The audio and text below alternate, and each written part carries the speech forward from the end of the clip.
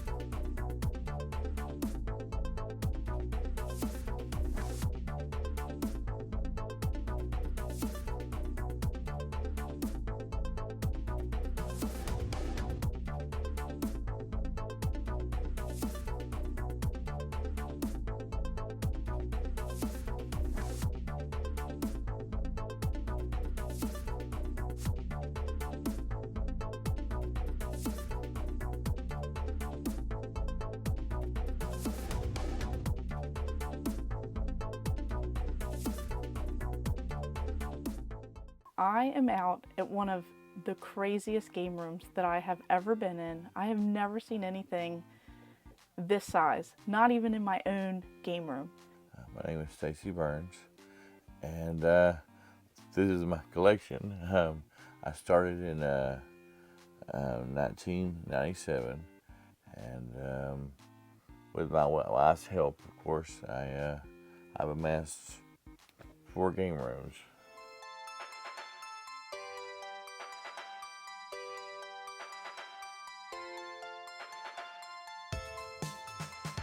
So first of all, anytime that I get to check out someone's game room or their entire collection, I want to know everything about it and what led them to this particular point. So here we have Stacy Burns. This person is just so nice, so sweet for letting me tour his entire gaming house, pretty much, because it spans across several different rooms. So you have someone who is so passionate about gaming, who has an incredible amount of games, consoles, displays, toys, and just so many other cool collectibles. Just so many things that I've never seen before, and so many things that I have always wanted in my own gaming rooms. So the very first area that I actually saw was the Sega Room, and that room was made in 2015. It has so many systems in there and complete libraries of games. It is just amazing to see how everything can be well organized, and just all of these extra little trinkets to add into a game room to help it, really stand out. So I just love seeing that corner right there. It's my favorite. All of those large video game standees. You have new Super Mario Brothers. You have The Legend of Zelda. You even have Saints Row. It's just really neat seeing that little corner come to life with some of those displays that I absolutely love in my own collection. So there's also some vintage plush mixed around with all of these really cool, plushies that I saw all throughout the different shelves, especially the complete Nintendo Wii library. That is just beyond spectacular to see. And I love how he actually went through and added all of these little plush and different trinkets, because it really makes that pop when you see all of the white spines of the complete library. So that was really cool. I just love, walking in there, starting out with that arcade machine, the lighting in that room, just something about it just really drew my attention to the massive amount of stuff that was in that room.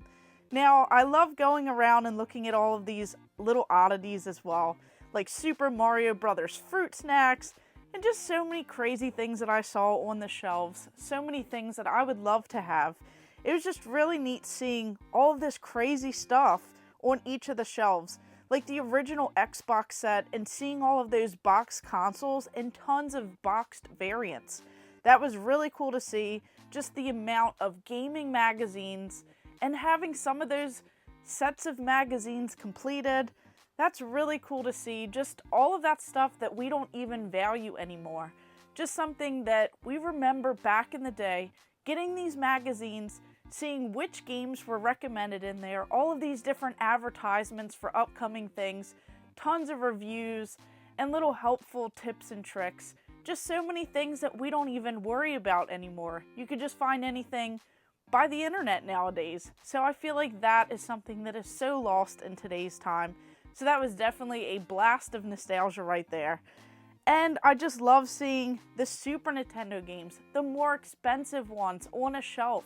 Just so many of these rare and expensive games, some that people need for their full collections, or if they just would love to play these. And I know that he didn't even pay that much back in the day. When you collect for so many years, it's really cool just to see how much the value continues to go up in time. So I just love that room, and there's just so much in there. So many systems that I'd never heard of, consoles, complete libraries, and it was just a fascinating time learning about all of this amazing video game history. This is something so magical, and I really hope that everyone can see the sheer amount of video games, consoles.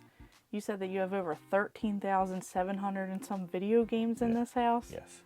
And you have over 300 and some different consoles? 366. 366. So this is so insane. I've never seen a house have this many rooms, this much passion dedicated to video gaming, and especially retro games. Another room that I really enjoyed was one of the newest rooms. So this was the Atari Room. This was created in 2021, and I just love seeing all of those Xbox 360 games. With a time right now where Xbox 360 is getting all of this love and attention, it was just really cool seeing all of that. So of course, I saw that amazing Mario TV tray on top of the Mario toy chest. Those vintage items, just really neat trinkets and that Nintendo nostalgia. So I just love seeing that, but just all of those Xbox 360 games and even the faceplates. Seeing the variety of that with Mass Effect, you have tons of GameStop ones, some other games as well. It was just really cool seeing a whole variety of that, and I didn't even realize that there were that many of them. Even seeing that really cool Xbox 360 like towering display, that thing is pretty tall and it looks really cool along with the set of Xbox 360 games. So that's really cool to see, you know, where someone doesn't waste all of that space. They take the time to measure everything out so that you can see a variety of consoles in one area and just kind of see the history of how things shifted over time.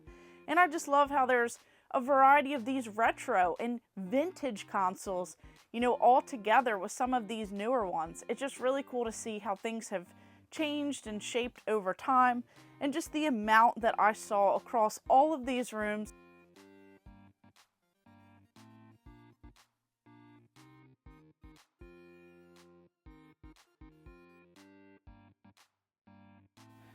So, when did you start?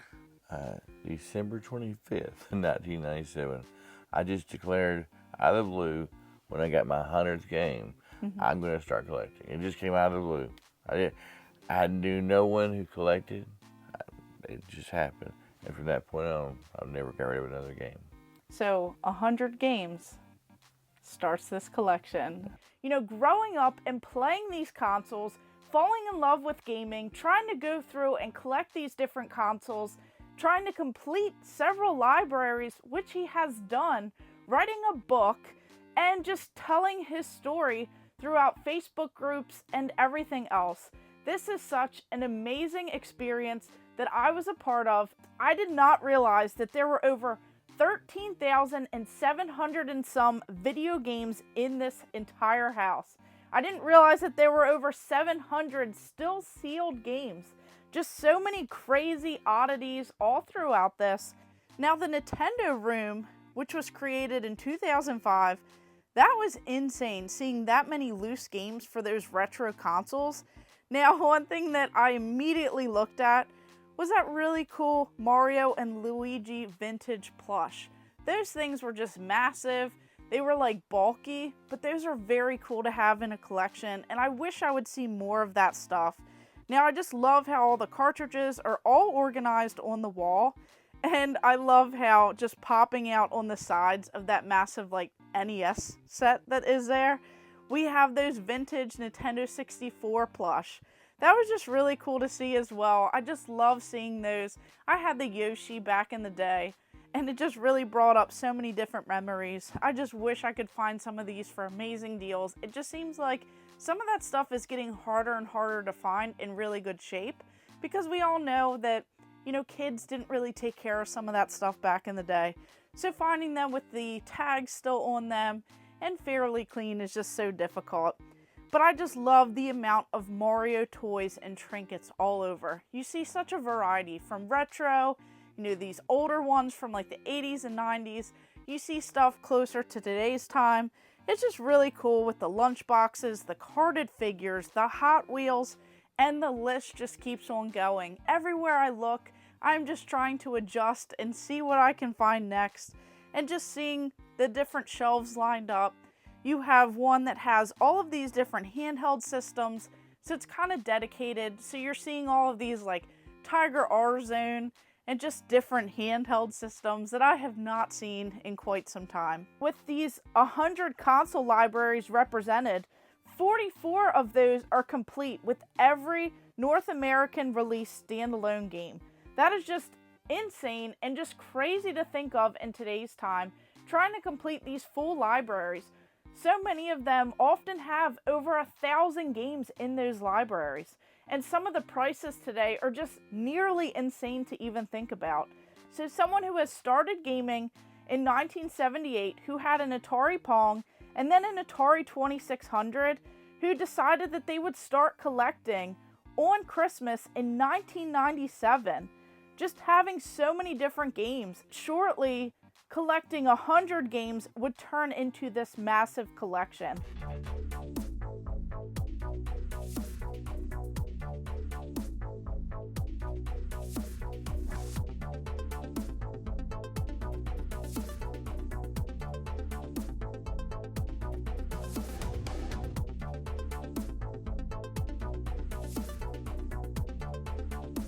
What are some of your favorites? Halo, of course, is my favorite. I have it signed by the Voyage's Master Chief. Super Mario World, Zelda: Link to the Past. Those are two of my other favorites. Super Nintendo is my favorite console, so a lot of games on that. But I'm pretty much across the board. I mean, whether it's Sonic on the Genesis or Crazy Taxi on the Dreamcast, or whatever it may be. I mean, I like. There's no particular system you can mention and say, oh, I don't like any games on that. I like something. And I think that really does show just the amount of dedication that goes into each one of these shelves. You know, accumulating and just putting these little trinkets that go with a lot of these different systems. Seeing all of the plushies all over the place, it just adds character, color, and just all these extras. And then onto the Xbox Room. That was created in 2003.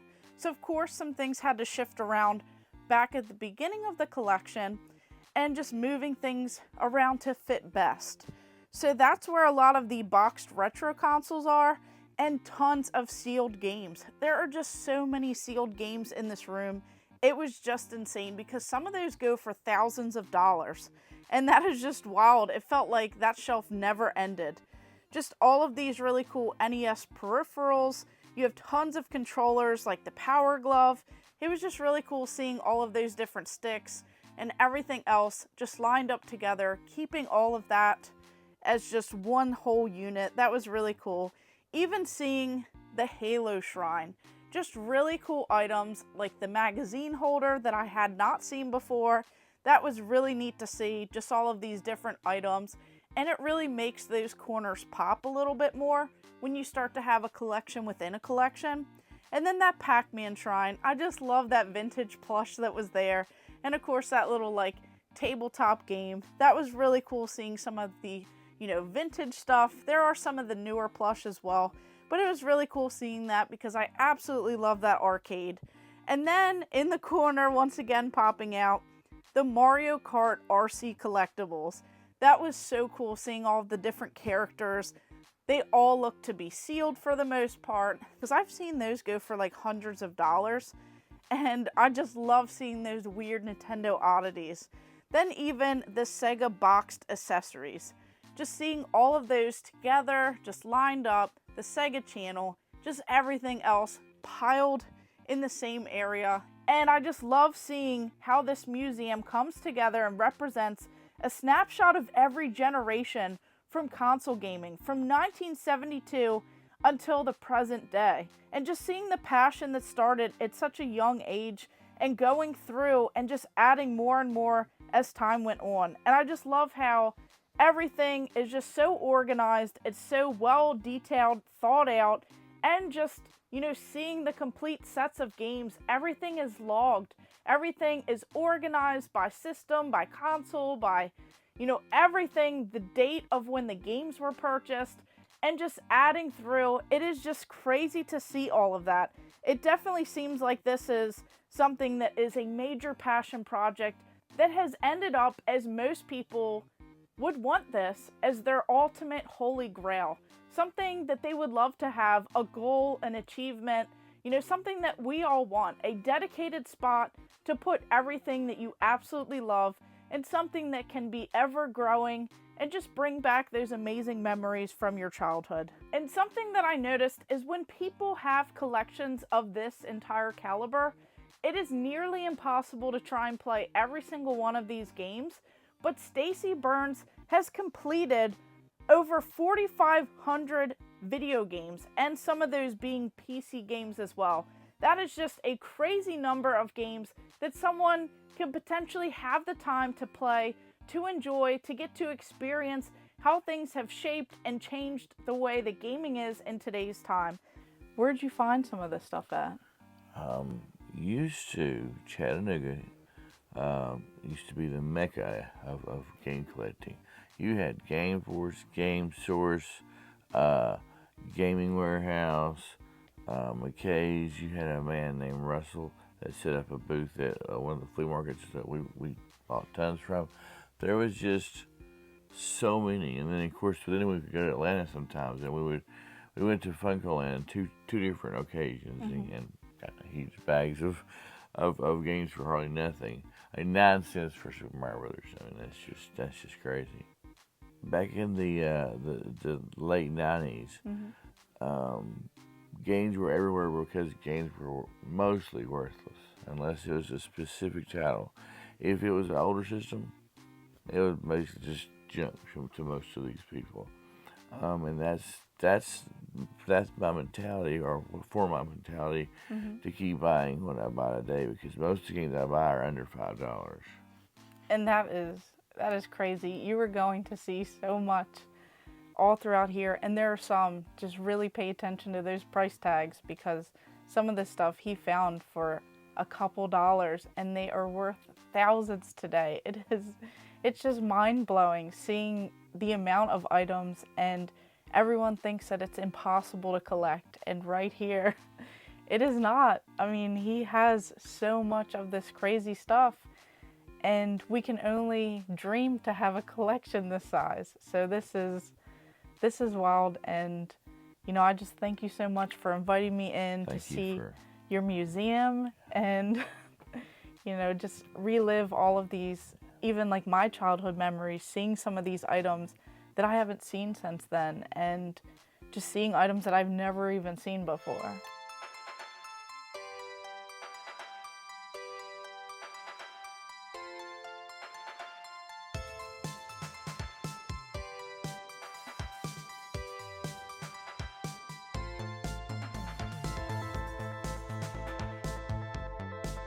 Every game has a story. It's the name of the book.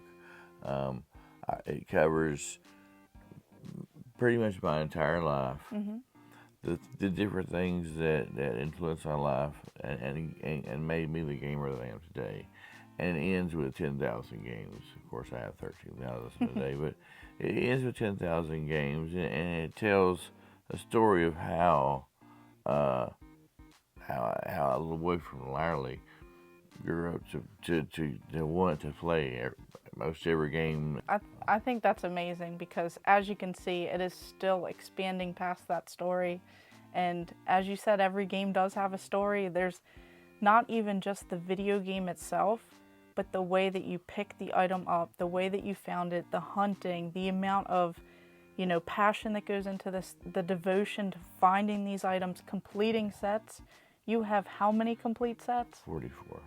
44 complete sets. That is insane. Some people, you know, have just a few and they try their hardest to find all of this stuff, but 44 complete sets. That is so wild. But I do thank you once again, and make sure all of you guys check out the links below. I'll go ahead and group his Facebook page. It is Console Purist, and it has ever-growing members. Make sure you guys check out his book as well. So him and his wife are truly the nicest people that I've ever met, welcoming us into the home, being able to film everything, and just go through these items one by one and just really see what it is out there, what passion drives him to put all of this stuff together, to create a book, to have all of this knowledge and just share everything through Facebook groups and everything else. This was truly a humbling experience, and I'm just so thankful to experience all of this and just learn as much as I did. So I want to know in the comments down below, which items did you really enjoy seeing? Which items would you love to have in your own collection? And of course, thank you guys for watching. Make sure you like and subscribe. Go ahead and check out all of my other videos and stay tuned for more.